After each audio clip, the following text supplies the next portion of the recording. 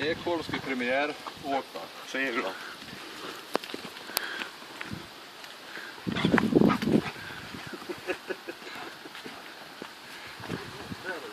Ja, där är det. Är det någon jävla solsnor där uppe?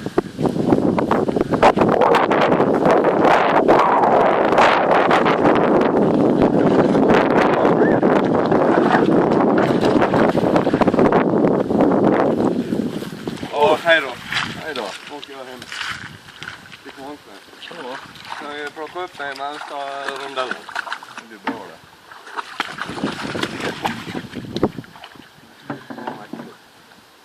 Jag kan inte riva det på kanten. Ja, det är rätt ska vara. Det ska vara en gummiflang runt. Ja. Men det är olja i den här. Hej! Ja, men det funkar ju.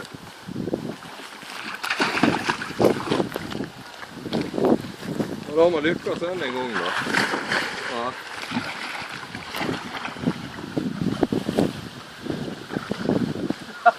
Jag tänkte mig... Ja, det funkar där bort.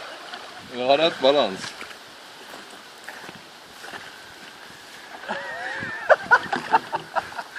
Fy fan vad roligt. Nu får du hämta upp nu. Alltså, jag måste hoppa i och simma.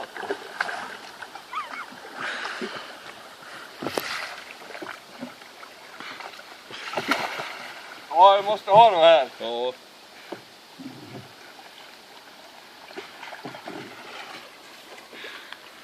Öka nu då! Öka, tack. Fan, nej, det är båtmotorn som saknas. Ja, det är det. Det ser ut som ett flygplan, ska ha propeller fram. Nej! Ja, herregud. Läcker in och vatten. Nej.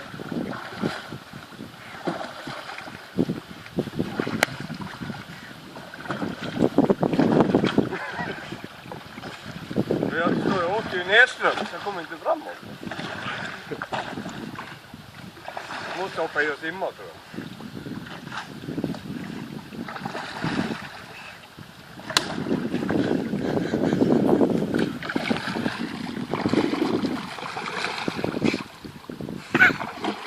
Ja, glasfiber måste vi ha till årorna. Eller en båtmotor. Lite längre vingar framåt. Och frigoriet Det är under. klart. Det får vi ut bara.